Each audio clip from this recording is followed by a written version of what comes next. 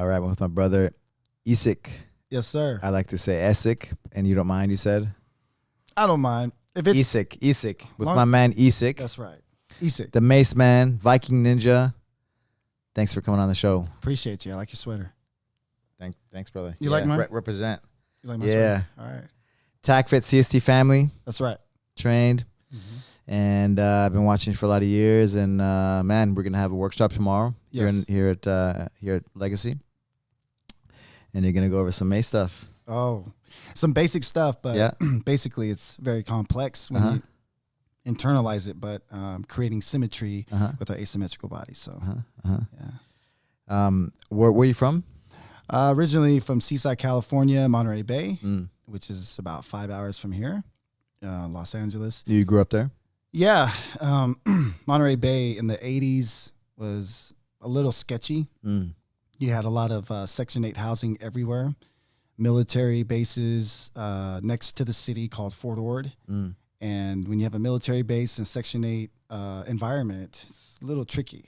So as a kid, I would sleep and I would hear a bunch of bombs go off at night. Wow. And that's just because there was a bomb field next to our Section 8 apartment. So it just had, Damn. Growing up from Monterey Bay, it's a very interesting. But doing things nowadays seems very, very open, and things have changed. And it just seems like a lot of people don't really see that change. But speaking of change, there should be a lot of change coming as far as what we're doing. But it's just funny how, you bring up where I'm from and then where I'm at now. And then it's like struggle. And then, success. And so therefore, I'm very proud of where I'm from. I'm very proud of California, and I'll always represent it here. So, what's your ethnicity? Ethnicity. So, I'm half Norwegian. Then I have Mongol and Korean, and I guess you can figure out the Viking Ninja from there. So the Viking with the Norwegian side, my Asian side with the Ninja, and with my Norwegian side, I don't really know too much. I've grown with my mom, who's Asian. Okay. But as I got older, I started to venture out and explore the Norse way, Viking way, and then I just brought it together. And your wife's from Norway, right? My wife is from Norway. She's an immigrant. People call her Ida, but her name is Ida, so it's IDA. It's my sister-in-law. Yeah. Oh, you have Ida. Ida. Oh, okay. So it's not common. It's the most common name in Sweden and Norway, right? Absolutely. Yes. And then if you say Ida in Norway, it's an insult. It's like me saying Esik, huh? Or I'm gonna say Esik. It's more of like calling someone, "Hey, old lady." Man, in Portuguese, I was telling you, like they say like instead of yes, like kind of like a normal talk, and I've said it so much in my life that. Yeah, I really like the Esik, but no, yeah. I think I'll let that happen with you. You can say Esik all you want, and that's only Alberto Crane. I'll probably mess it up, but Esik, I'll break the habit. Alberto Crane can only call me Esik. Everybody out there, don't call me Esik, all right, please. Man, so okay, so then your parents were from that area as well? My parents, very, very. I'll give you a brief story on it. My mom's from Korea. My dad's from America, but he is a immigrant from Norway. Okay. And he joined the military, went to Korea, met my mom, married her, brought her back, divorced right away, and my mom kept us in America because she thought Korea at the time was super racist and wouldn't accept me and my brother. So America, right? And so that's how you guys ended up in that area. Right. And my mom next to the bomb field. Yes. That's the only place my mom could get a place to live. She didn't speak any English, and she learned how to speak English and count on Sesame Street. Isn't that crazy? Yeah, it's amazing. Yeah, and it was off this one station on the TV that we had, and that was it. That was our life. Yeah. When I was a kid, I lived in Germany, so I remember I learned German and different things like watching TV, like Sesame the basic. Street? Programs like that, actually. Okay. Yeah, I was still a kid, right? So Sesame Street would have made more sense. But it's the same thing with watching kid shows. Yeah, when you're an adult, right? Yeah, it's like the same thing because you learn like the things at a basic level, right? and then you expand your vocabulary off of that. Right. And so that can be good. Their vocabulary in those cartoons are very, very basic too. And so therefore you can learn interaction. It's a good learning, language learning program. It can be. Yeah. Sure. If you take it in like that, it'd be super effective for sure.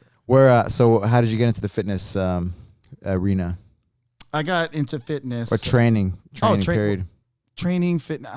Did you have a martial art background? I never had a martial arts background. Right? Even though I was really, really fascinated with it. I will say I did the music part, and I was a martial artist in the music just because I can make anything. Which I've followed, and I really appreciated some of the songs you put out in the past, like the Tacit ones. I used it when I was training for my Tacit team leader video, and really inspired me, pumped me up. Yeah. Man, dude, coming from you, I mean that really pumps me up. I'm serious. Yeah. It might have been like, it was a lot of years ago, right? Yeah. But just the fact that you were that into it and that you created this, created like a whole album of Tacit. Yeah, 7 key components. Right. Everything apart, all the lyrics. It's beautiful. It's old, but it speaks now. I mean, it speaks now because what I felt years ago still means what it is now. I mean, you can't change that feeling, but for you to say that, that's very, very awesome. I mean, I appreciate that because that album, I was really on another level. Like people would tell me, "Shut up! You keep talking about Tacit." I'm like, "Yeah, but it's the smartest training in the world," and nobody gets it. But until you do it, that's right. If you put that in your hands and you start to do things, Tacit or CST.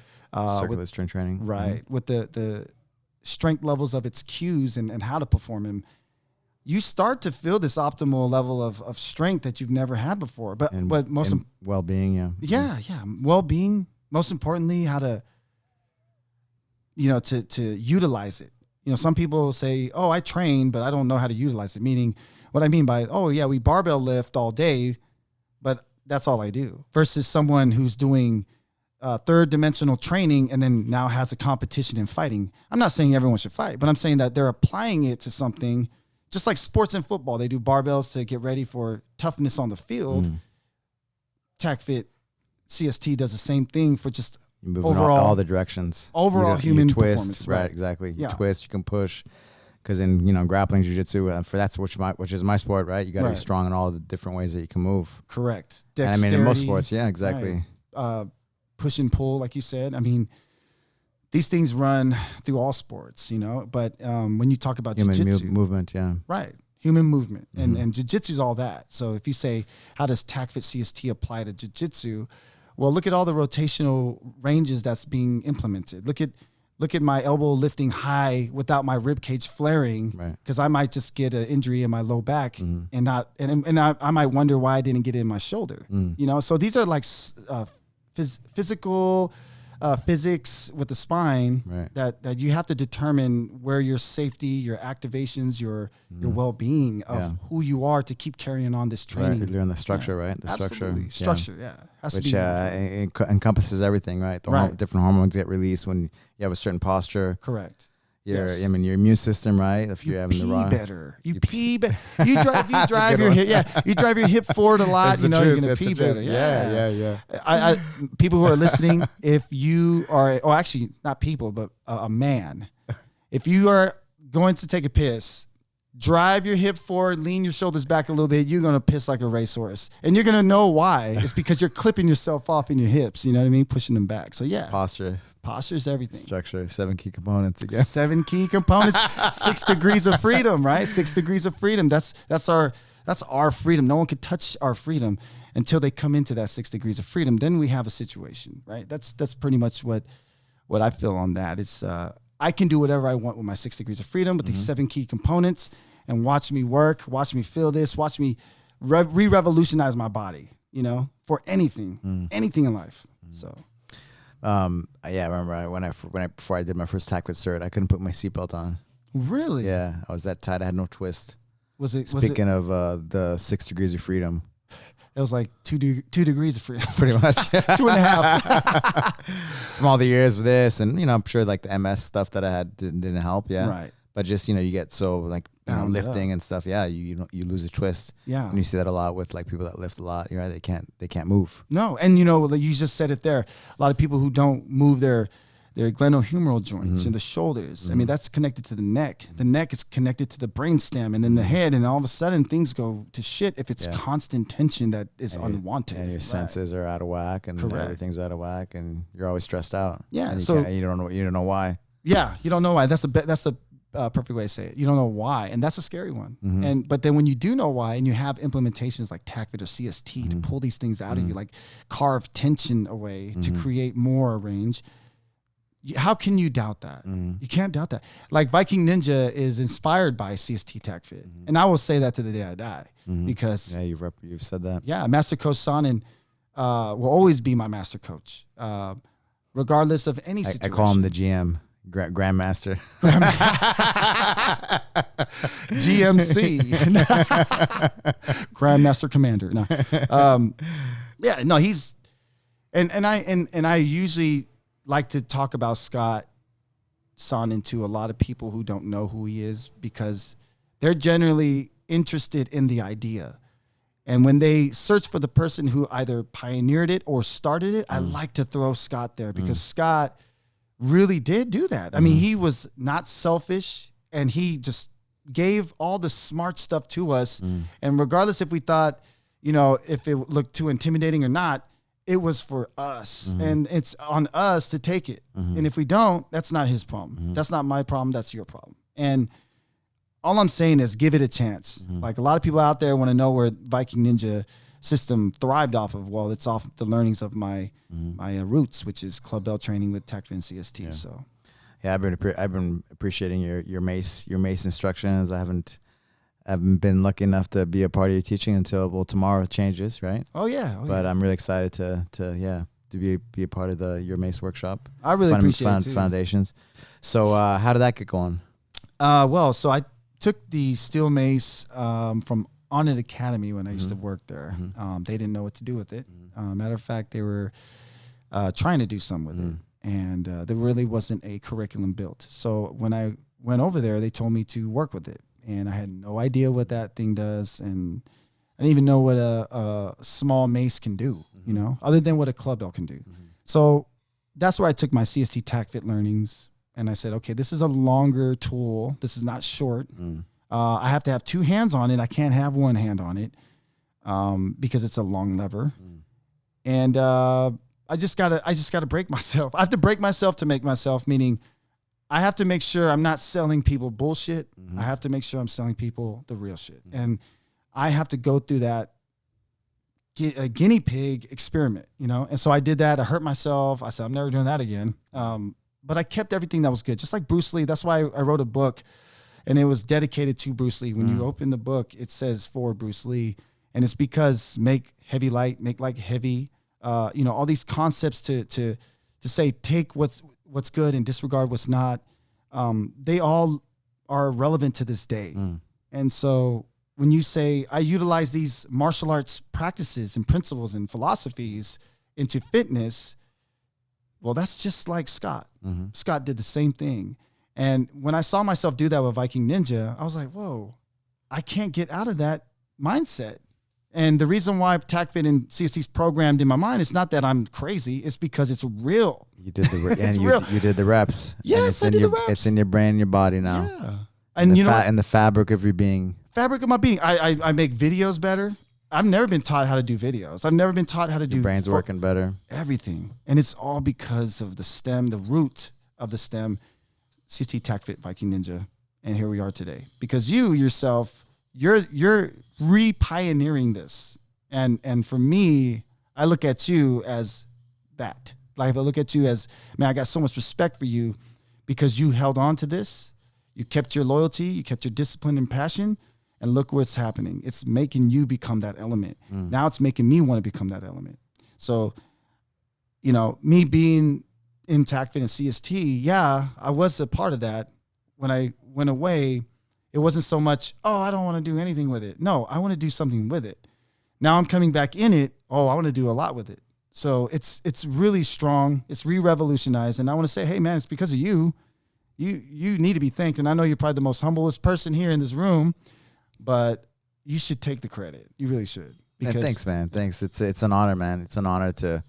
I feel blessed to have met Scott. Just a random turn of events. My first loss in the UFC. My first coach was a Navy SEAL. He's like, hey, I mean, you need to get with this guy. He was always kind of ahead of the curve. You need to get with this guy. And then this Scott came with this clipboard and tell me to do these weird movements. And I've had some top trainers, and I'm like, okay, sure, but I did it, right? And everything that I did, it worked. It worked. I got thrown on my head. He showed me some movements, and I healed myself through movement. And all the things that he said, they worked, and I never stopped thinking about it. Isn't it incredible? Oh, I thought 10 years. It's funny how people, and I'm a little ashamed of the world that doesn't know Scott right now, but Scott is someone that you have to see with this work. If you see his work, you see his genius, and you don't care about anything else because that's what matters.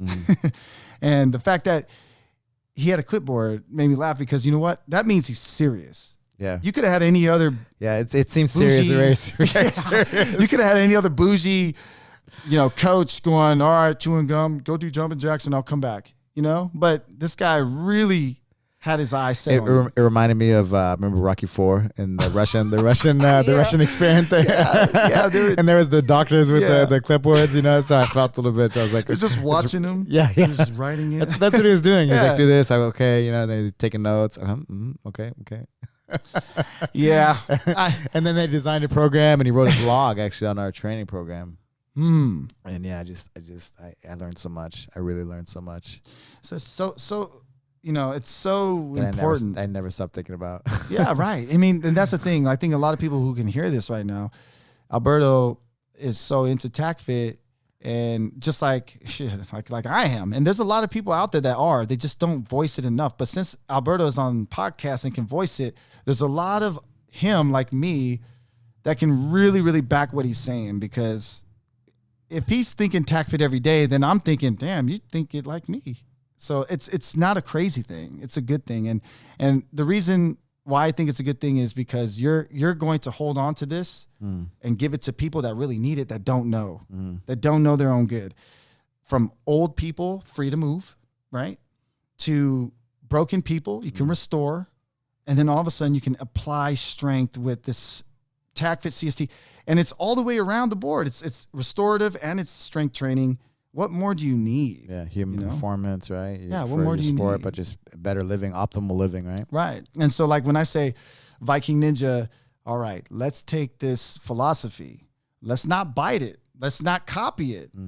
But let's be inspired by it. And let's take in what we feel that's important. And if I do that, I'm going to honor my master coach for that. And I'm going to always do that. And so therefore, like you today, you told me, hey, you want to do jiu-jitsu? And honestly, I was like, well, I don't do you know what? Out of respect, I'm going to do it. So I did it. And what did I get? I got a gi out of it. I got a shirt, sweat. Look, I'm all fitted up. At the same time, I learned a lot off that one little drilling. How about you feel that, right? When you're like, I know, like, well, I wasn't really planning. Okay. Yeah. Out of respect, you did. Yeah. Yeah. But then you and my heart, like, I got so happy that you're okay. Yeah, I'll do it. Oh yeah, seeing you in the gi, we're training. Yeah, I mean, hey, even though it's not your thing, but no, just being putting a white belt on and being humble, right? Right. I don't mind wearing the white belt, especially under you. But I'd say, my partner was clearly not strong at all. He was first day like me. Okay, and so I was like, oh, okay, this should be smooth. But turns out that guy was more scared than I was. So I was like, well, you could squeeze and choke me, So there was a good scalable system. So when I talked to the purple belt instructor, I thought, oh, I'm going to get an attitude, or, oh, he's going to just shoot me off. But everybody there's collective. You have a gym of people that are very collective, and who, no matter who comes in new, they know how to act. So when I came in, I was partnered with that person that was new. He didn't want to hurt me at all. I'd go to other gyms, and the first time I'll try jiu-jitsu, they're trying to kill me. And so therefore I'm like, I don't want to do jiu-jitsu. But here you have a great environment. So therefore you have a mindful way of using your heart, a mindful way of using your mind, obviously, but also to carry your spirit. So I feel that with your students, and I feel that here, man. This presence is really good here. I like it. Thanks, man. Yeah. What a way to put it. Yeah, it's family. Esik. Putting it down, dropping the lyrics and the words. The words. Trying, man, but you know, it really resonates with me when I have someone like you, right? Say, I have a place that you can play. And then I come and it's like, shit. Oh, you know, I like you, but I don't like this. But you don't have that. You're a man that has morals, ethics, and everything, right? Because you got me here. You got this place going. Joey's talking about how many people are coming in. This is a smooth business happening. You're not stressed. You picked me up at the airport. You didn't need to do that. You gave me a room. This and that. I mean, the thing is you carry yourself very, very well that everybody follows. You set the example, set the bar high, everyone follows. But there's not one person in here that don't do that. Why? Because they would look like an oddball. Yeah. So that's a high respect. Yeah, thanks, man. Yeah. Any plans on doing any other music? You know, again, yeah. I was listening to the album this week. That was it. Dare More, Bleed Less. Oh, the Tacit album. So Dare More, Bleed Less. Spotify and iTunes. iTunes, yeah. You go on iTunes, ESIK, and you'll see a Tacit symbol. It's like a bat wings with two little clubs that look like baseball bats in the middle. But it's Dare More, Bleed Less, and Dare More, Bleed Less. I got that title from Scott Sonnen. I said, Scott, I'd like for you to name the album. So he named it Dare More, Bleed Less. I was like, ooh, really? What does that mean? Hey, you posted that picture of him giving the thumbs up with the. Oh yeah, I wanted to give him that album because it's the first one, and you could tell he really appreciated that, and that album is his. It's not mine. He can use that for anything. You guys can use that for anything, for all Tacit related purposes. It's good to go. So. But I do plan on making new music, Viking Ninja music, but I do want to hint in my roots to CST Tacit and have a CST song, Tacit song, Viking Ninja song, restorative training song. All these songs that are not just saying, pullovers, and I'm not doing that. I'm not rapping about pullovers, but I'm a voice what it feels like, how to do it, what your body's feeling, what you're capable of doing after that kind of stuff, you know, and you know, we all have energies, and I want to make sure that the album has those different energies where if someone's like, I need to decompress a little bit. Oh, let me put on that Tacit decompression song. And it's just like flowing with it, you know? Love it. Yeah. Love it. It's cool. So I'll definitely have a Viking Ninja album for sure. And you'll have that for sure. It's coming. Yeah, it's coming. So what do you have going on this 2020? 2020, I have you were at the Onnit. Let's go back. Actually, you were in the Onnit Academy, right? Correct. How many years? I was in Onnit Academy for about 4.5 years. 4.5 years, and I remember because I was watching you basically created their Mace program, right? Yes. The certification. Yeah, I created the Onnit Academy certification. We went on a tangent. We were talking about it, and we went on a tangent. Yeah, we went on a tangent, but that's okay. Yeah. But they're still doing the stuff I teach. So hopefully they kind of say, hey, this stuff came from Esik. Yeah. Well, I don't care if they do or not. Yeah. But what I do care about is people learning this Mace system and getting better. That's my main concern. Like, I don't care how cool you look. I don't care how much weight you can swing. I want to see how optimal you can get with it. I want to see reps. I want to see quality reps. Strong quality reps. If you can't perform strong quality reps, you're doing something else. And that's why I want to have Viking Ninja to be a discipline into fitness where there's so much ego. And even though people say, oh, I don't have ego. Well, you're working out 5 days a week and you're going hard and your back hurts. That's ego. So people have to understand ego is not just conceitedness, selfishness. It's the willing to say no when you're hurting. That you need to slow down. You need to slow down. Like I heard you talk to your jiu-jitsu guy. He's like, I want to be here every day. But you're like, yeah, but we honor rest days. We honor recovery, which is... It's in the Bible, right? Yeah, it's often overlooked. It really is. Very often overlooked. And I don't think people should be doing that. I think people should respect the rest because you can fight another day. Things are, back in the old school, right? Nobody like harder, more and more. But now people are getting smarter, right? Right. Seems like they are, with sports and stuff. That you have to recover. You have to rest. That's part of your training. You have to rest straight up. If to get stronger, that's where you get stronger is in the rest. That's like saying I don't sleep. My mind's on all damn day. I'm not going to sleep. And then it's like one day you're going to crack. No, I'm not. And then, yeah, you cracked. So the rest thing is important. It's almost like you used your cell phone and like all the way up because you were on it all day. So that's high intensity for your phone. Your phone needs to what? Recharge from 0 to 100. You know what I mean? That takes a long time. But if you're not doing anything with your body, that doesn't mean that you're just saving your power. That means your power is draining slowly. Yeah. And then you don't know how much you've been draining it. And therefore your strength level goes to shit. Train hard, recover harder. Right. CNS, your lymphatic system. These are important. But, people want to think about muscles only. And I'm like, hey, lymphatic, central nervous system, your joints, very important. Muscles should be last. Muscles should just be general purpose. You've been working with fighters for quite a few years, right? Yes, sir. I know you go to New Mexico quite often, right? Yes. Because you're in Austin now. I'm in Austin. I'll be in Dallas soon, but okay. Austin, yeah.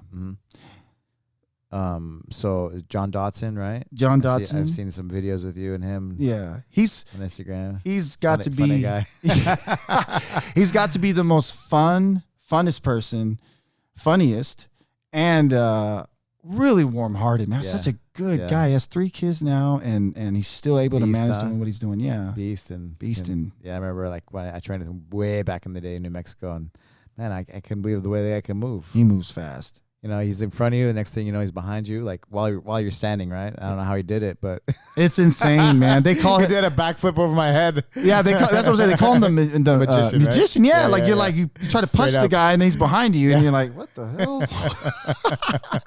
It's like he did a dance move around you. So John Dodson, that's my boy, man. I love that guy. Cowboy Cerrone, obviously, I haven't seen Cowboy for a while, but Cowboy, he'll always be my boy. And, that guy trains at the BMF Ranch, which is that motherfucking ranch. Yeah. And I know people were like looking at the loyal soldier, huh? Oh yeah. And he's got a team with him. He's really, man, he's a living legend. He's been doing really well for himself. So I really want to tip my hat off to him. He's definitely one of those guys I respect the most when it comes to that. And then you have Carlos Condit. Carlos Condit, he kind of reminds me of me a little bit when it comes to like goofy stuff. I guess.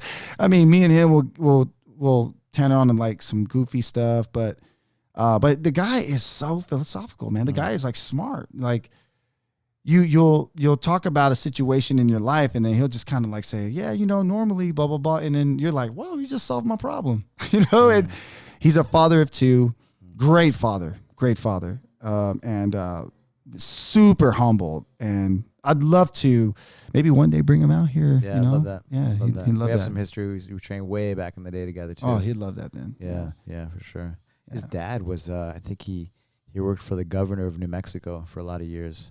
Bill Richardson. Oh, Richardson. Yeah. That's why I was still living there. I didn't know that. Yeah. So I remember they were trying to get him to, I don't know how, they were trying to get the son and somehow the governor more supportive of MMA, but he always went to the MMA. Right. He's a big fight fan. Yeah. Richardson. For sure. I mean, especially if you got a son named Carlos Condit, you got to go check out his fights. Yeah. But, most of these guys out there are really I remember good seeing people. I saw a lot of videos with Carlos Condit with the mace, and it made me happy. Yeah. No, dude, Carlos. So I've been following you because of these things, right? Yeah. Of these guys, and it just looked smart. Looked like all the right stuff. Looked like in sync with like the stuff that I was learning, right? And it was beautiful. Yeah. It was yeah, really man. Cool. I'm glad you see it that way because real guys, right? Moving those things, and it's for everybody, right? Right. Especially if you the right way. The right way, right? And the right way is instruction. Yeah, saying like, oh, I'm a swinging. Oh, my elbow hurts. Did you have a injury there before? Oh, yeah, I did. Okay, well, it's not just being injured by the movement. No, okay, so that's saying you need a rest. So this mace really exploits that. It says your problem, it pinpoints your problem areas. It also exposes you, exposes your balance, exposes your integrity, exposes your position into what I'm asking you to get into that you think you're in, but you're not. And so, going back to Carlos is that kind of guy too. He likes to think like that. So whenever I position, he's like, Man, I love athletes. Thinker, yeah. Yeah, I love athletes like that. Appreciated that. Right, because that'll carry over into smartness coaching. of that training. Yeah, absolutely. He can carry that coaching to whoever he wants, and that's, that's. I saw a Viking invaluable. Ninja shirt on Lance Armstrong one time, I think. Lance Armstrong had a Viking Ninja shirt doing rows. Representing. Yeah, and someone asked him, "Hey man, is that a Viking Ninja shirt?" He goes, "Yeah, Esik." So I was like, "What? What?" I mean, didn't even tag me for that video or anything, but I was happy, and I got a picture with Lance. Lance was awesome. He gave me a shirt. He said, I asked him, "Hey, what does that shirt mean on that you're wearing?" He's all, "Oh, so dope, yo." I'm all, "So dope, yo." So dope. Yo. You wear so dope, yo? He goes, "Yeah, I say that, I think he said that. He says it with his kids, like, "Hey, I'm so dope, yo." I'm like, "Oh, okay. I wish I had a shirt." He brings a shirt for me the next day. So I'm wearing this and I take a picture with him, so dope, yo. And I'll show that. Both you guys? Yeah, I'll show you that picture. You'll be like, "Whoa, that's weird." But you know what? Those are the good times, right? That you laugh about, right? Those stories like that. Like just next to him with random so stories. dope, yeah. But he's a good guy. I like him. Many stories about him, how he crushed records and stuff. Man, those. I read his book, and I was super inspired. And I applied it to my training. Just his mindset, like when he was diagnosed with cancer, and then he went to these doctors, and supposedly the best doctors, right? But he didn't go with them. He went with another doctor because those doctors believed that he could heal himself. And that's the thing, right? You need people who believe in you, so you believe in yourself too, because they see something you don't. And honestly, we all do that. Like there's situations where like, fuck, I feel stuck. What do I do here? What do I do here? And there's someone over here saying, "Stop tripping, man. You're in your head." And all of a sudden you were. And so, yeah, I mean, that's the right move. That's the right move. And it's about his life. And it worked, right? It worked. It's his life. Right. Yeah. Yeah. So and he's high enough of he has to do enough high level things, right? That he really has to have his mindset straight. So those things he had that awareness, right? Tour de France. Oh boy, that is dude. I heard people fall off the bikes and can't even get up because their legs are gone now. I mean, it's ridiculous. Yeah, it's ridiculous. Just what a legend for him to be a pro legend American and to go out there and do that. Man, it's crazy. It's crazy. Yeah. Let's go back to when we went to your fitness beginnings and what did training and was CST your first kind of thing that you really got into, like serious kind of fitness thing? Yeah. So before fitness training, because I saw a post that you had with Aaron and you gave Aaron Cruz a shout out. Yes. And how it kind of changed you and helped you and your Aaron Cruz is my mentor. He'll always be my mentor, and he's in Monterey, right? He's in Monterey. And the reason why I really love that guy is because he knows how to bring your integrity out, your intention. He won't coach you until you have that, because he wants to bring his out too. Because away from that, he's a fun, goofy dude. But when he wants to train, just like me, we're like zeroed in. We can no bullshit. Regressions and progressions are the only way we can be lenient, right? So it's not saying we're trying to be drill sergeants or assholes, but we are trying to say we're taking your health first fitness seriously. Otherwise, we're just another trainer. Yeah. So we have to be that unique to say, hey, you're missing alignment here. You're not firing off there. Your tuck position sucks here. We have to say it. Otherwise, we're not giving people the best. And if people see that those type of instructions off of a very hard-edged trainer is culting, it's like culty, that's not the word. Culting is when you're doing something religiously that's something that's not for everybody. It's just off an idea. So that idea is not for anybody, but just for that person, and everyone believes it into that person. But you have this system is a person giving you everything. So this is a freedom thing. Like he's making sure he's arming you up with your body to be a weapon, and then go out and do what you got to do. That's freedom. So when people tell me, is this some kind of cult? I'm like, whoa. Choose your words differently, man. Is this a community? Yes, this is a community. But cult is very, and I'd like to say that to everybody. Don't use the word cult in fitness, because guess what? It's very insulting. Very insulting. Unless you want to insult somebody, use the word cult, but it's not a cult. Yeah. So he was your mentor. So you got into it. What are the things that you started to feel once you started doing these things? Aaron pinpointed a lot of my mental issues that carried over to my physical training. I didn't know what the hell he was talking about. I found out it was true. I was not into the training. I would half-ass my work. I would think about other things rather than being in the gym. And he'd pick up on that. Being present. Yeah, he'd pick up on that. He'd put the stuff down and goes, we're not training until you get back in it. I'm like, oh, how the hell do you know that? But so that's what I like about him. He knows when you're bullshitting. And if I kept bullshitting, I wouldn't be in this position.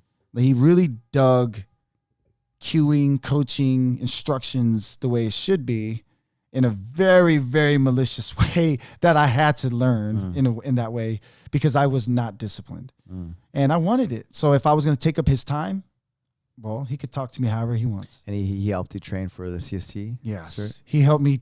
Not only did he help me train for it, he helped me pass it. That was your first kind of array into like this, I guess you want to say fitness world? It was. I never took a certification before. This guy, Aaron, was like, hey, we're going to take a certification and you're going to do it too. So we need to train for it. So I was like, aren't we training already? So I had no idea what a certification was until I found out what we had to do, trial by fire, which was 100 reps here, 100 reps there. Don't put the club down. I'm like freaking out. I'm like, how the hell am I going to do all this?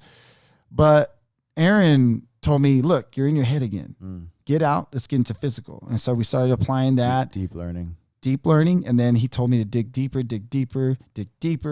find that. Even if you did 2 reps of that good, drill, it's better than 10 reps of sloppiness. So I was like, oh, cool. I get it. Now I start to formulate in my head what this is all about. This is supposed to be, do I know my shit? And can I carry this over to the next person? Or if I don't, can I just keep carrying it over to me like every time? So I'm my own coach and my body's the athlete. My brain's the coach, body's the athlete. And so when I went to the Cert, I'm freaking out because like Scott's there and this is before the name Tacit really existed, right? Correct. So it was more of a CST. CST, circular strength training. Yeah. So that was the first one. Fire and the flow fit. Right. I wasn't scared of flow fit. I was scared of the clubs. But when I passed, I was you could never see me any more happier than that day. That day, I would have bought everybody dinner and be broke as hell and be happy with that. I don't care. Like I was super happy. It's like you want a big fight or a big championship. Right. That's the exact feeling. That's the exact feeling because you won that war. You won that. You proved it. Within. Yeah, within. And you did it all with good technique. I can is the big one too. And you did it all in that. Yeah, you did it all in that war. And you're not fighting no one but in you. That's it. You're just you, yourself. How am I going to survive this? I could survive it, but am I going to come out fucked up? Am I going to get injured? Like a fight, right? Like, oh, I could fuck this guy up, but I'm going to get injured. Your breath, the correct structure with the movement. Right. If you're not applying those things because you don't know it, you're screwed. If you don't apply those things and you do know it, you're screwed. So I had to do that. You have to be 100%. Yeah. Breathe, all that stuff. Just as Scott said, you have to breathe through this or you're not going to survive. If your mechanics suck after so often, rest or put it down. It's not ready for you because Scott didn't want anybody injured. I remember I got injured. Tac fit, my first tac fit. I think Scott remembers this. My back went out and it was over. It's just me. Like stubborn. Yeah, I was stubborn. So he said, listening. he said, all right, we're going to take this test, but go only as fast as your technique will allow you. I missed that part. I just started and I cranked it. My low back went out. And the reason why my low back went out was because I was doing something other than what he wanted me to do. So I was doing some foreign movement. And when I was sitting there with my back out and he's like, oh my God, here, he's helping me out. Your brain didn't know where you were going and it seized up to protect itself. Right. Where I went back to the hotel, I had to sit down in the hotel and I'm staring at the ceiling like, I feel like a piece of shit. Like I can't believe I did that. Like and from that day, I told myself I'd never do that again. And that's why I stayed this way. That stupid injury carried me over to this saying, no, I'm going to prove myself even more, So, and I feel like that day is yesterday. So it just keeps happening that way. Right. Yeah. Isn't So that crazy? Yeah. They say the fire in your eyes, right?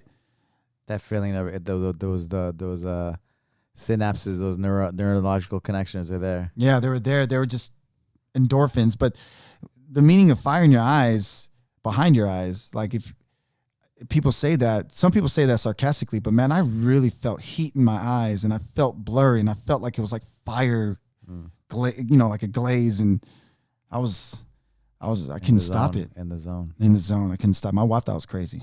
But what can you do when you're so high up there with that passion? Because you mentioned before that you make videos and do all these different things. Do you think though that working that hard towards that goal has helped your brain capacity, your everything?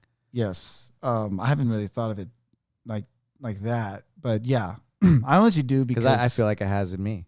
Yes, because like I had some issues, and I was able to like focus better. I was able to think better. I was able to just work better. Right. Everything worked better.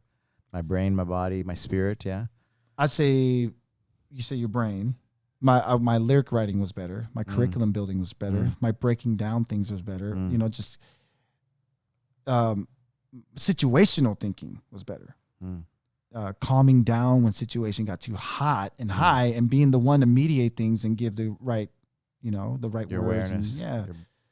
Those are the things that were to create that homeostasis. Right. Your insular cortex, all those interoceptive systems. Right, where you can be that calm. It helps you connect to yourself. Right, and you can't do it without calm. You gotta find calm. That awareness, somewhere. Yeah. Right, and if you're aware, you're calm, because you have to be calm to be aware. If you're aware and then you trigger, man, it's thrown out the window. I've met a lot of people who stay triggered, but don't know how to get out of it. But I know people who know sense of awareness that get triggered, that if you talk about the awareness, they can kind of come back to the fruition. And Nestor from Spain, Nestor Serra, he always say, like, for the team leaders, controlled beast mode. I mean, it's for any cert, right? Any TAC cert or CST cert. Yeah. It's controlled beast mode. Right. Yeah, controlled beast mode. That's good, man. Right? Controlled you're beast in control, mode, but you're controlling the chaos. Fire's coming out of your eyes, right. but you're in control. You're controlling the chaos, man. That's more dangerous than someone trying to come at you like a Tasmanian devil, because they can't spin that long. When you're content and you're there, calm, not one energy has been spent. Until you really have to use it, and you clearly understand that language. And some people that don't get it, because you can see in their body language, it's kind of like, how do you tell him to just, whenever he gets into this, mindset during the role, to just ease it down. Those are the ones that I see coaches with jiu-jitsu in Texas. They have a problem trying to wind certain athletes down because they can't really get in their head. They'll tell them to go down, but they won't. They can't really get in their head to get them down. So that's a big one for people who train in fitness as well. Like, you'll tell somebody, hey, let's go light, and then they get the heaviest thing. And you're like, this is not going to, it's about you doing your best. It's about you, and the heavy thing probably, well, maybe it is, but probably it isn't, right? Until they have the technique down, right? Right. Yeah, and the main thing is for them to get their technique, and then once they got the technique, then they can start to increase their weight. Right, and but not let the ego, control the. Oh man, it drives me nuts. Like I can't stand ego. I think we all have that. We all have to battle it, right? Yeah, I mean, we have it, right? But sometimes we have to kill it to understand ourselves. And those kinds of things, I think they've helped me anyway. Yeah, just my own self, like to be able to have that awareness and the self control. Right. Just even eating and stuff. Like I just cutting weight my whole life. I couldn't, even when I was a kid, right? I would always like want to eat, a piece of candy or chocolate or something. I couldn't just eat one piece. I'd eat the whole thing. Not anymore. Ever since I started swinging those club bells, the breath, the structure, the movement, the body weight movements, like. You're a new man. Yeah. It's changed me. I mean, you could clearly see it. Like I've seen you other times. I mean, people that have known me for that, for my whole life, they're like, I mean, I'm in my 40s, right? But I can see your face. They knew me when I was in my 20s, and so like, man, you're a different guy. Yeah, man, you look like your appearance, your countenance, your face looks super refreshed, So that's good, and you smile more. most people who don't smile every day is just like something going on. Something's going on. Well, I'm happy, man. I'm blessed, right? I get to talk about this stuff and jiu-jitsu and, you know. Yeah, dude, this is a blessing. Doesn't get better than that for me. Why wouldn't I smile, you know? I mean, yeah, because, I mean, one, you're a living legend yourself. You have a heart that's super humble. You have, you know, I could go on and on about your spot here. The people you have here, they're gonna help carry your school. It's so awesome, dude. And blessed. Yeah, blessed. Yeah. So anyway, let's go back to your you know, how did Aaron helped you out? You started to be able to write lyrics better. What else did it do for you? Like brain wise and function wise. I'm always curious, you know, with those. So I've been writing lyrics after, you know, that's how I did the Tacit album. So I did the Tacit album by being so inspired. I just wrote the album, and then I would train while you were doing the reps. Right. I would train, and then right after training, go straight to the writing. Just like, damn, that felt great. And so just write about it. And like this song called No Fear.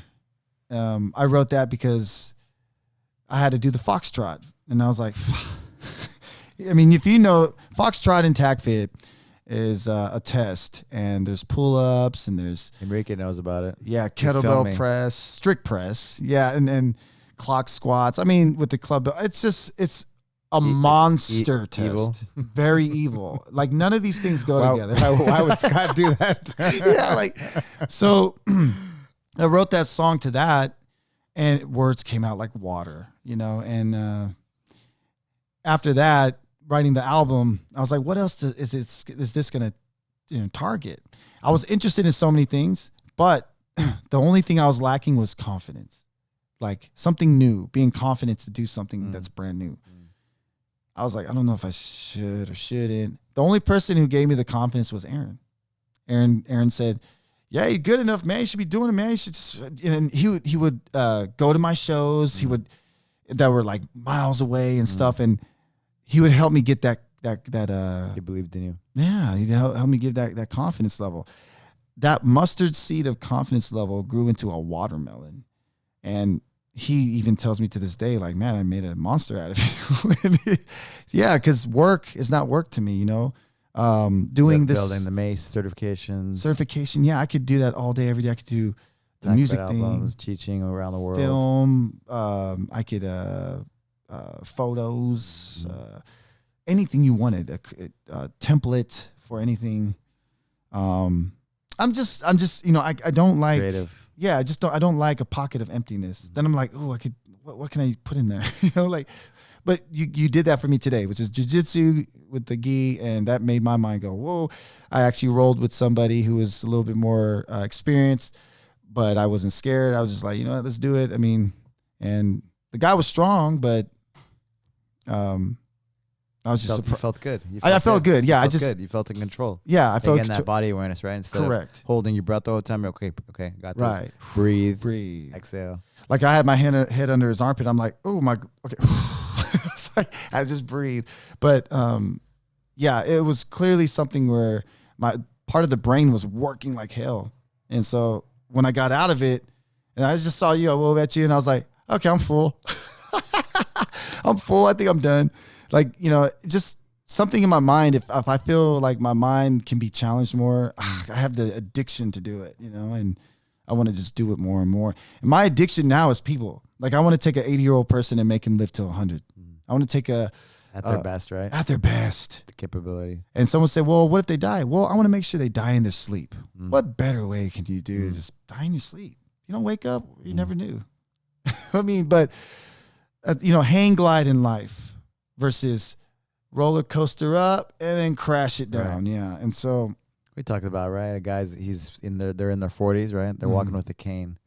Yikes. You know what I mean? Just because they didn't do the right things, right? Right. But it doesn't have to be like that. Or they take it, yeah. Of course they earned it, right? But it doesn't have to be like that, right? You can stretch out. You can do some basic things, have that basic awareness, or build it doing the right kind of movement training with your training. Yeah. If they valued their body a lot more rather than be distracted by other things that's happening in their life, that's valued more than their body, I mean, I'm not saying that it's too late. People can still do it. Yeah, the neuroplasticity is on till your last breath, right? They used to say you don't get any brain cells when you're an adult, but no, you get new brain cells to your last breath. Right. Scott said it, neurogenesis, the arborization and myelinization, which, the MS lays down that. All the breath and the oxygen, yeah. Yeah, all the breath of the movement and the structure, yeah. Yeah, cells, breath, that's life. Then with cells, you have to use their language, what? Force. You got to force cells to move. So that's smart. That's Scott Sonnet. That's why I love Scott Sonnet. You know what I mean? This is a scientist. I nerd out. I love it when he came. He's the most. He's one of the sentences. It takes me like 6 months to kind of maybe. Oh, okay. I think I understand. But you don't want to admit it, right? Yeah, I don't. Sure, I understand. I guess, I don't say I understand. I say yes. Okay, sure. Yeah. Yeah, you get what I'm saying? Yeah. Okay. One of the paragraphs, one of the manuals, CST or Tacit. I'm like, it takes me like years, right, to understand. Okay, I think I understand now. You're like, hold on, coach. This paragraph, I got to Google about 30 words, and I'll get back to you. But he's a genius. He's a genius, and I thank him for having him help me create a system of my own, which I would love to. In my gym facility, put his name in my gym facility, have his Tacit flag in my gym facility, have his CST flag. I want to represent, and if he honors that, I'll be more than happy to do that, because that's where my heart's at. And I've known that. I've challenged myself. I said, where's my heart at in fitness? Is it Viking Ninja? Well, Viking Ninja had to come from somewhere. Where's my heart? It made you. It made me. That's right. So, yeah, my roots, Tacit CST. I ain't never changing that, ever. That's going to me to the grave. What got you into martial arts, or what interested you as a kid in martial arts? What drew you to it? Bruce Lee. When you talk about Bruce Lee and Bruce Lee, yes. Okay, so Bruce Lee. But as a kid, right? It's not something just as an adult, but as a kid, you were fascinated by it. Yeah. So when I was a kid, Bruce Lee, yes, because when I was I was growing up thinking I was full Asian, and he was the only Asian icon that was, instead of all the kung fu movies, kung fu theaters, he was the one doing American stuff. I loved how he was like, don't think, feel. Stuff like that. It's like, as a kid, you kind of like, oh shit, it kind of opened up your Pandora's box. Yeah. But I never got into martial arts. I just liked the philosophy he put out. But I knew it was martial arts. So when I went to On It, this is not that long ago, this is about 5.5 years ago, Andrew Craig, who's a UFC fighter, used to be a UFC fighter, he was there, and he happened to just want to train with me. He heard that I was some good trainer or something. I don't know, whatever it is. So I trained him, and apparently we got this good relationship going. He had a UFC fight in San Diego, but he never told me about it. So during his fight camp, or supposedly, I think it was his fight camp, or I don't know what it is, he was teaching me how to do striking. I looked like shit. Okay, I didn't understand the math, and I kept looking like shit for a long time. When he went to his UFC fight in San Diego, fought, I forgot the guy who he fought. Anyways, he fought somebody, had a loss, and then that's when I told him, man, let's get back. Let's get back. And he's like, all right. So we started doing that. That's when I started to understand his world a little bit, fighting and this and that, and he had an injury in jiu-jitsu, and so he had to prolong it. But I started to develop something like, holy shit, this crosses over, man. Like you said, Tacit CST carries over to martial arts, Viking Ninja system, same thing. Jiu-jitsu, yeah, all that. Like Andy, our head Muay Thai coach, right? Yeah, or if you just don't, if you want to live pain-free in your body, yeah, if you want to feel strong and pain-free, that's it. So I started to dig into that. Started getting really, I don't know, for some reason, I started using Tacit CST Viking Ninja principles. So, because I always played with the club and mace and bodyweight. That was it. That was it. And I just started getting better at martial arts. It was crazy. It was crazy. Like stand up.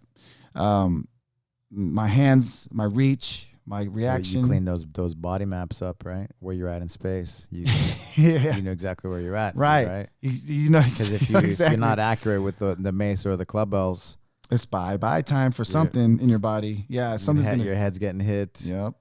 Or your low back's gonna feel something. Yeah. And the structure is gonna pay the bill. Right. And that's the thing when people say, hey, I trained this and my neck hurts all of a sudden. I'm like, how do you not know what's hurting in your body when you're training? In CST TacFit, you know what you're training and you know where it's going in your body and you know what you're not doing right and why you got the injury. And so, when you have coaches like yourself or me implementing the system, people do not get injured. But when you have people half-ass the system and train it. Don't go deep enough. Don't do the reps. They'll get injured. There's no shortcuts, right? Right. And I don't call that TacFit. I don't call that CST. That's just me.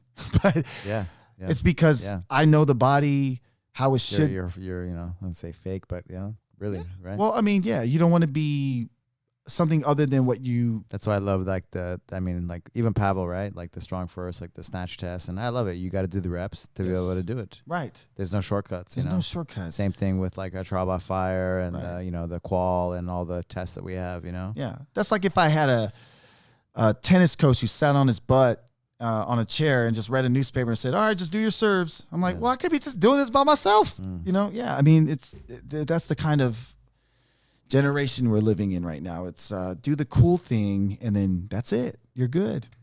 There's no, let's work on this for many years because every day you want to, like Scott says, be patient and sculpt yourself a perfect body. That's it. I mean, how could you not live by those rules? Or you can go fast and then mold yourself into something you never thought you wanted to be. You could, I'm gonna make myself big. All right, but I can't move. I went too fast. Yeah, like this statue that's moving around. You're rotating this. You ever see like Italian statues? Yeah, for sure. Yeah, it's just like that. Like that's beautiful. Yeah. But then you go to you're strong, but you can move, right? Yeah. Then you go to Kids Park, and then you have that cartoon lion. That's the guy who went too fast. Right? So you don't want to look like how you train. Yeah, I don't know if you understand what that means. Yeah, for sure. And you don't want to train how you're looking when you train. That looks shit. So, meaning don't keep everything that doesn't work for you, and reinvestigate, re-research what you're doing, reprogram everything to find out where you're leaking your strength, where you're leaking, power. These problem areas that are just not efficient enough to carry you through. Maybe these little inefficient ones. Every day I do these inefficient, and then that's the one that's making me injured.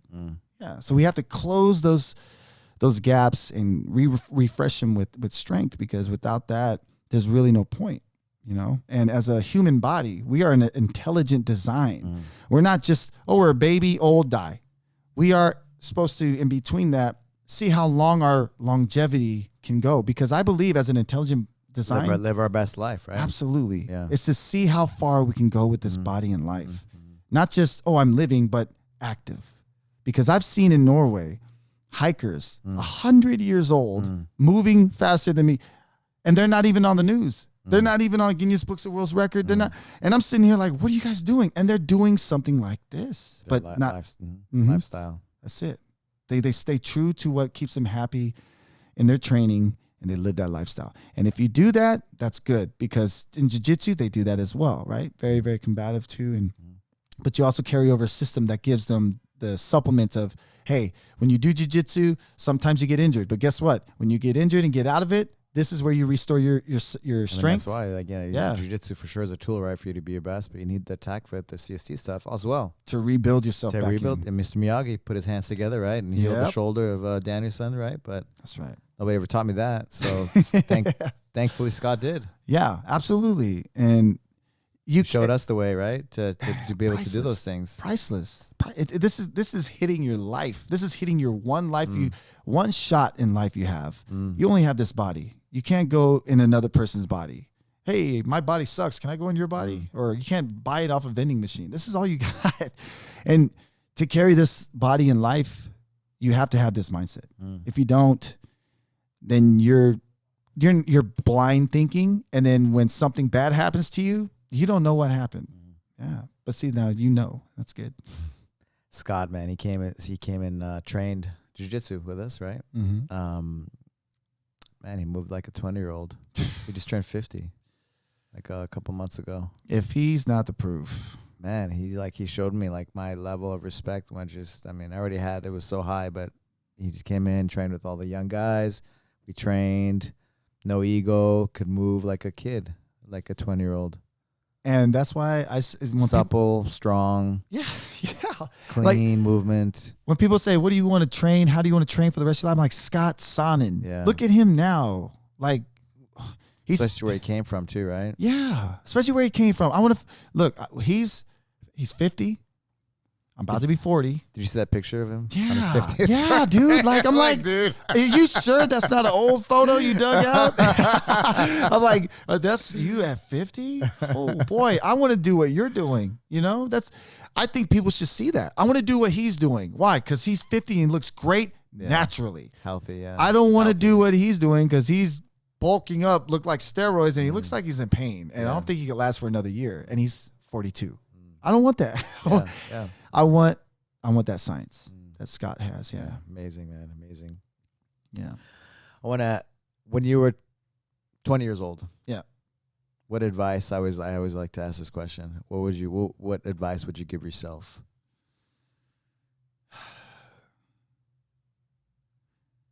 Stop being so fucking excited about everything. And still excited though. Yeah, I'm excited. It's controlled. Was it controlled beast mode? I say now you're controlled beast mode. Yeah, right. You're beast mode, but now you're controlled. It's a little beast controlled mode. now. I made it sound hyper, but it's controlled. But 20 years old, I was excited about going to clubs, drinking. You know, I smoked cigarettes before, like an idiot. And then for what? That excitement for what? So that way I can continue doing it, and then all of a sudden I'm in a hospital, or I don't have friends anymore, or I don't know how to do the next phase in life. So, yeah, I would say that because in my 20s, I was lost in all that excitement. No focus. Right. So if you took me to Tijuana, or if you took me to Las Vegas at that age, I ain't coming home. That's bad. That's how bad it was. You could go which way. Correct. No focus. No focus, and that's where the excitement's dangerous. So, thank God, and thank God for the routes I've been in and the people I'm lining myself up with now. I don't choose to go just to any place. I've done that and totally regret it because not everybody's a good person, I've learned. But at the same time, you could also control your chaos, right? And refuse those things, but align yourself with those that'll make your heart just that much stronger. Like you make everybody's heart in that room this much stronger by being there. That's you. I could sense that they love you. Okay. Your humility and humbleness, you're not even seeing that. You're seeing teacher. That's it. And therefore that's going to continue forever.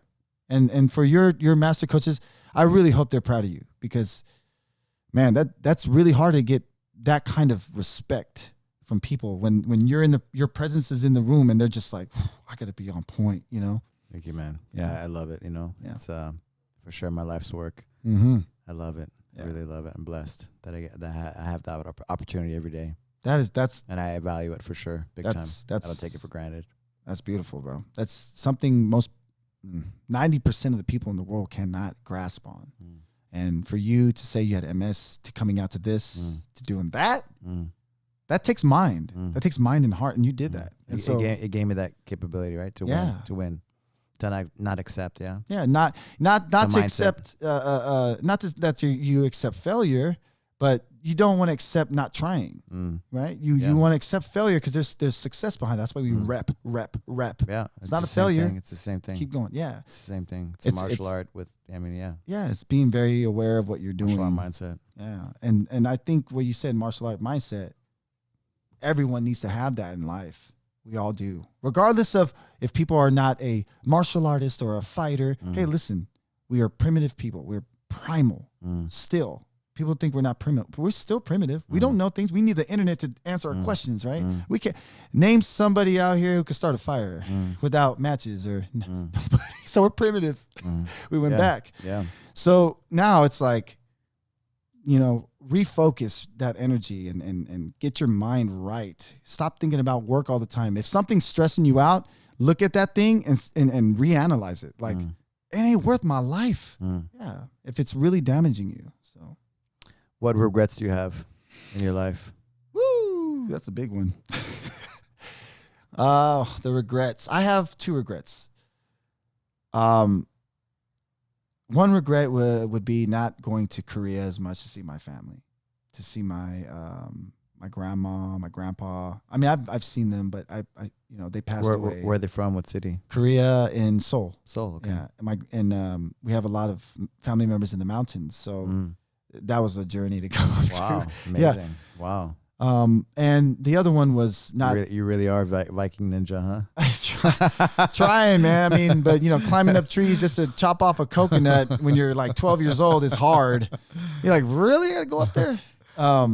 But you're going. Then you got to go later on in life into Norway. So I'm in Norway now.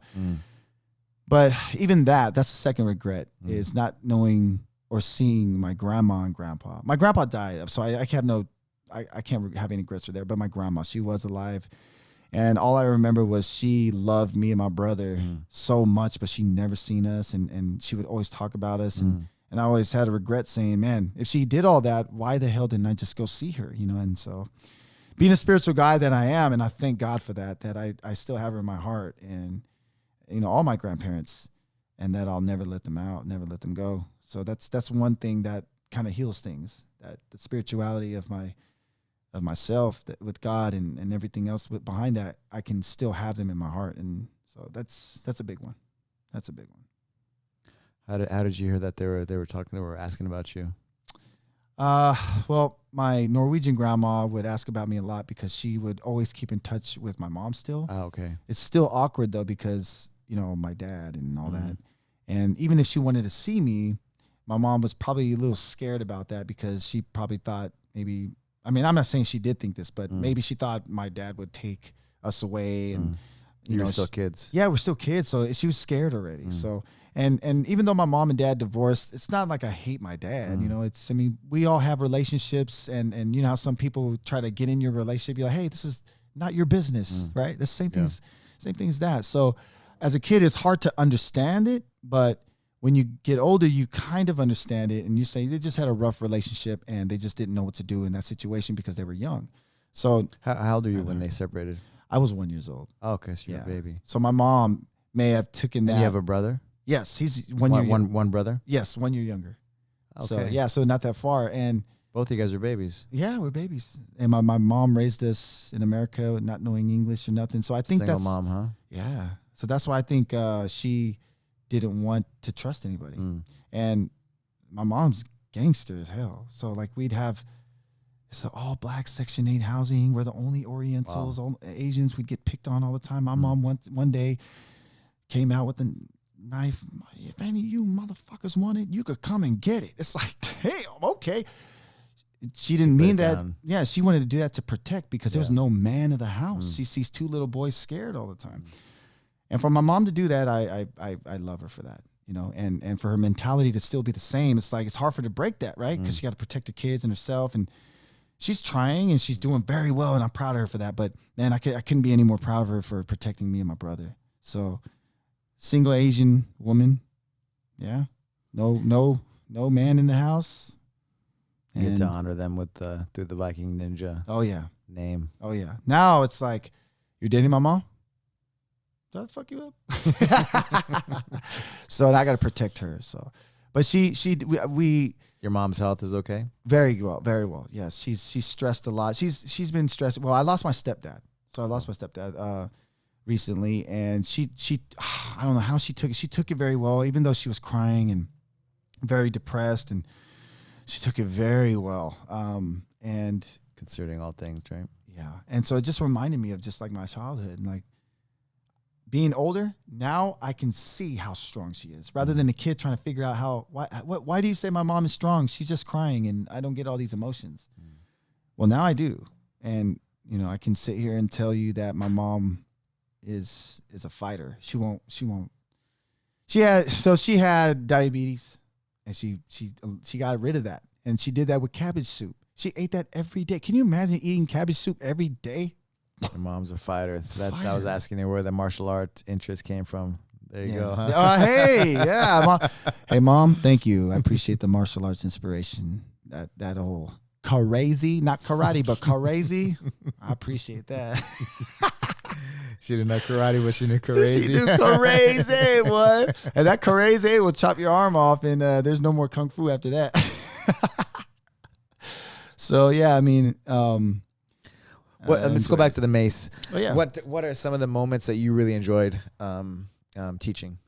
Highlights of your mace career. Highlights of my mace career. Teaching a neurologist who's an older guy. I can teach this stuff to everybody, and they can be like, "Oh, I got a workout out of it. Oh, yeah, I like it." But a neurologist, he's gonna fight you. He's gonna fight you already. He's gonna argue with you, question you. That's right. So when I heard that I'm training a neurologist, I was asked if I wanted to, and I was like, "No, wait, let me try it. Let me see if my shit's legit enough."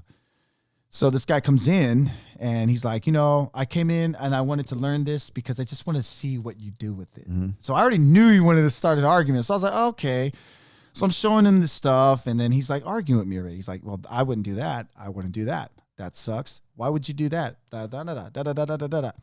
So I stopped him and I go, hey, look, you're telling me that this stuff's irrelevant when I'm actually looking for you to say other things are irrelevant that I'm going to show you. But all the stuff that I showed you is actually relevant. And he goes, prove it. I just proved it.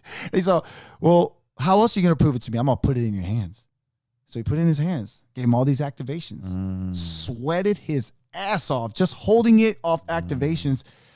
And when I took him through a light workout, which was more of a high intensity workout for him, it was all standing. He put the mace down. He goes, stop, stop, stop, stop.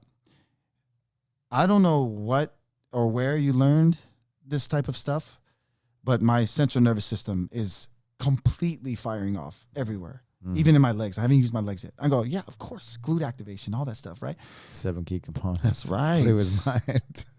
6 degrees of freedom, right? And so I've told him, I say, hey, so what do you think? What is your conclusion to this? He goes, well, let me see you move with it after I feel it, and I'll tell you exactly what I feel. So I said, okay. So I started doing my those patterns, the strong flow patterns, and his jaw dropped. And he goes, okay, I got something new to tell you. This is guaranteed to make people live at least 10 years plus or more. You restored the central nervous system. I have not worked out in years. And when people try to make me work out, I can't feel my nervous system. I just get tired. But you got me just holding this thing, putting my intention in it with activations, and I'm firing off everywhere. I'm like, you have to fire off everywhere in order to move an offset weight that's trying to pull you off your structure. And he's like, he vouches for it. He gave me praise, and I was waiting for it. I was like, okay, praise, but where's that other one? Where's the bad one? Give me the bad one. Not a bad one. Yeah. So I was like, and he's 60. So I'm sitting here like, man, it's perfect. It's you do the CST principles, right? And the stress and the TAC-FIT and pitch, weight, it's a perfect complete system. It's so cool, man. You've applied those things to the mace, right? Yeah. And it's awesome, man. It makes me your more way hungry, too. Yeah. And then you can use those same practices, right? So like the stuff I've learned from TAC-FIT CST. And instead of saying progress, yourself with strength levels, I like to progress with weights, but differently than kettlebells, because the key to swinging heavier with mace has to have progressions. Even though you know how to swing a 10 pound or a 15, a 20 and a 25 is different. Those things will feel different. And if you're not ready for that, that'll fry your shoulder or hurt your shoulder or even maybe hurt your elbow. Yeah. So, I have this heavy steel mace progression that I like to use a lot, because there is no other bridge from the small weights to big weights. And we have to have a different progression scheme for that. If we keep utilizing that same, this is how you swing a steel mace, a light one, you're just telling them how to swing a light a light mace cue for a heavy. And that's not going to work. So when I found a cue for progressing up to the heavy, I have women that are like 110 pounds swinging a 25-pound mace. It's insane. So when I'm like, okay, if they're able to do that, what else can I do? You know, with these girls, these women, and all my clients are mostly women, and they're just their strength levels in their shoulders are weak. You already know that. Their legs are already strong. Women, upper body, you know, 70% of the time is going to be weak just because they haven't trained it as much there, or it's just generally weak. And I'm not being sexist, but what I'm saying is, you know, I got these women moving planes, moving in these rotational patterns where they're feeling fatigue hit fast. But I'm like, when you feel fatigue hit fast, activate more off the things I'm telling you to activate off of. So I'm telling them. Now they're getting 5 reps more in. Yeah. Like now they come out and they're like cleaning the breath with their movement. Right. Now they're saying, you just broke an ice for me. I'm never going back to 2 reps and failing. I'm gonna at least go to 5. I'm like, cool, let's work to 8. Now we're just climbing up these reps. So, you know, technique kills, man. Yeah. And you know what? Like, you can tell someone to do this stuff, but if you're not a coach like yourself, right, like you, getting in someone's mind to really dig into that, they're not going to get the benefits. Because anybody can read a sheet and say, do it like this, and this, but if their heart's not in it, their heart's not in it. Yeah, that's what I appreciate about you. I feel your heart with your work. Yeah, man, thank you. I appreciate it. I feel your heart as well. So I can't say enough about you, bro. This is your podcast now. Yeah. Man. So, yeah, I mean, it's all beautiful, man. Like you, like I said, you really honed in on something that TACFIT didn't do, and CST, which is, you brought a home base with jiu-jitsu, striking, training, restorative, kids, everything. It's all here. You know, you podcast, you know, to share the good stories in here, to share the good stories about what the share system your story, does. man, too, right? Yeah. Well, I mean, I appreciate it. I appreciate it. I mean, you know, Viking Ninja would never be this if CC TACFIT was never in my life. You know, I would probably not even have a brand. I'd probably just work at a gas station or something, you know, trying to get some money for rent. But the fact that it pulled me out this far really took me out of depression. I had depression, and it wasn't the mace that saved me or healed me. It started with the club bell, right? Yeah, it started with the club bell, and it had to start with me, you know, like right. But like, in the training, right? The training took me out of it, and it's not that it was expressive; it was digging for strength. Because when you're depressed, you're weak. You have to dig for strength. You can't finesse your depression. You can't, I need to go somewhere else with my depression, because guess what? It's coming back. When you dig deep, kill your depression, get smarter, get stronger, live longer, be the son of a bitch you want to be, that controlled beast mode. When you become that controlled beast mode, yeah. Who wants to fuck with the controlled beast mode? Nobody. Yeah. Hell no, I don't want to fuck with that. Because at the end of the day, he wins or she wins because they worked their ass off for that. And that is a staple to the rest of their life if they keep doing it that way. Yeah. When you're training for that original circular training certification, did you want to quit? Yes. I just keep going back to that because I know how hard it is. It's hard. Look, yeah. So the CST circular strength training, you know, the club bell, which is the club bell strength training now. Yeah. I'll tell you what. So I'll tell you too. CST, I wanted to quit on the trial by fires. There was the swipes, which is double-handed. Then you had a single-handed mill. Man, right when you're doing 100 swipes into a single-handed mill, rotational work, it's like third-dimensional movement going across your body, behind your back, over your shoulder, for 100 reps on each side, and it's a 15-pound. That 15-pound feels like a 35, 45, 55, 65 as it goes. And at one point, and when it felt like a 75, I just said, I'm going to drop this. And then my coach was like, put it on your shoulder. Because if I had dropped it, I'm out. It's done. And I don't pass. And so when he said that, my eyes opened up. I was like, oh, yeah. So, I mean, I wanted to give up so many times like that. It was ridiculous. So when you were training for it? When I was training for it, yes. Then with the foxtrot. Oh, boy. The clock squat. Man. Clockwork squat.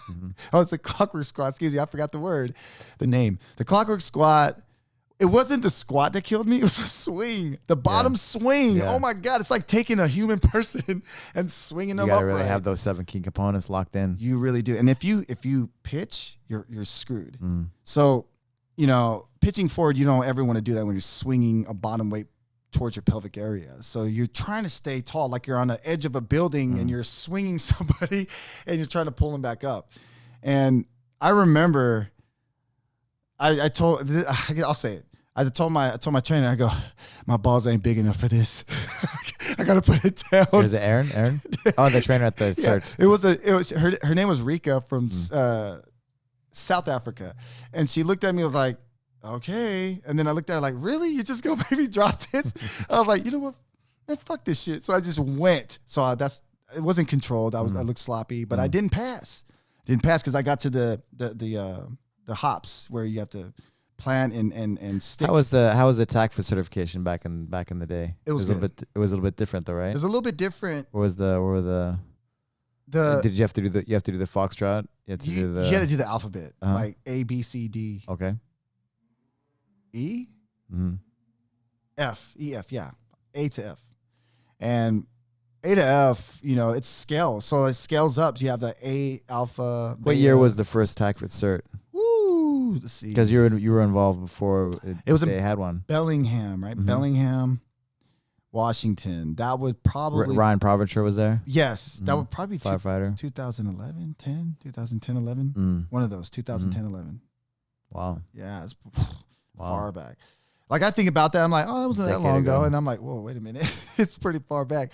But in the little room in Bellingham in the gym. Yeah, a bunch of people. Man, it was so sweaty and hot in there. It was insane. I was like, oh my God. And I was recording a lot of stuff. And I remember Scott saw me record, take pictures, and I would download them, fix them up, give it to him right away, this, and that. And he'd be like, bro, you need to eat. So he gave me food. He's just like, you need to eat, man. Like, and that's why I like Scott. A lot of people won't see that. They won't see that about him, that he does care. It's just, and I told him before, I'm like, you're just awkward, right? You don't want to just tell me that. He's like, yeah, don't bring it up. Don't bring it up. He makes fun of himself. He does, yeah. He's like, I'd rather read books and study and do research than have a social life. At the last workshop. Smile often. He'll give you a smile like this. But if he laughs, it's, I love his laugh. He should do that more often. And I just, I think what he needs to be exposed with who he is, I think you and I need to expose those good things. Yeah. Because, most people, we will. Most people, they miss that. And those that have been in CST and TACFIT that fell off need to understand why I came back in. It's because I fell off because I was misinformed about a lot of things that stemmed towards Scott Sonnen as an opposite. So I depleted that, and I came over, and I was like, it's all a lie. Like everybody just likes to talk. So my perspective is I'm coming back because I love this system. It stayed in my heart, and I know where things are at now. I see it. I see true colors everywhere now. And the color that TACFIT and CST brings is colorful, man. Like everyone should really experience that. Because at the end of the day, when you do the workout, that color you own, that's it. That's the one. Like you have to resonate with that. Because if you're black all the time, if you're white all the time, and you're just colorless gray, it's boring. It's boring. And people who are in the system, they don't want to fill themselves with color. They just want something out of it. So therefore, you're a black, gray, and white color. You're not in it to be colorful with a lot of things happening. So that's my thing. When we come back in it, I want to expose the colorfulness of Scott Sonnen so people could see the beauty in TACFIT and CST again, because it never went anywhere. It's beautiful all the way around. You cannot deny it. It's a guarantee if you commit to what it's telling you, right? And your integrity. Like if you do it for 2 months and give up, you're not getting the benefit out of it. You have to live it. So the integrity, you have to live it every day. You have to breathe it every day, along with other things you do in life. Okay, it doesn't mean you have to go crazy. But if you do go crazy, that doesn't mean you're crazy. That just means you love it the most. And to tell you the truth, it's worth it because it's gonna balance you out. It's gonna balance you out, which helps you live your best life. That's right. And that's where the magic happens. Just like you said with the MS, just like I said with the depression. Here it is. Yeah, we're here talking. Thank you, man. Thank you for all your work. Really appreciate it. Appreciate you appreciate you coming on the show. And coming out to LA to hang out. There'll be a lot more, man. Hopefully, you know, for sure. I'm looking forward to it. I really appreciate you opening the invitation to Viking Ninja as well, and you know, believing in me when things were a little different back then, but now as things come to fruition, I'm glad you're seeing it in that level. How can people find you? You can Instagram. You could go to @ESIK MELLAND. That's Esik Melland. You can find me on Facebook, and I use my real name. It's Erik Melland. It's ERIK Melland. Or you could go to Viking Ninja website. You just go to vknja.com or the link tree. That'll just provide you with everything. That link tree is http:// link. Just go to. Is it on your Instagram? Yeah, bio? Link tree on the bio. Yeah, the whole. Go to your Instagram and click on the on that yeah. on the bio link. Yeah, click the bio on my Instagram. Yeah, but yeah, follow Viking Ninja at VKNGA as well. Legacy Jiu-Jitsu, man. If you ain't learning from here, you need to come out here and visit. They got awesome team out here. So come check it out. Thank you, brother. Yes, sir. Appreciate it.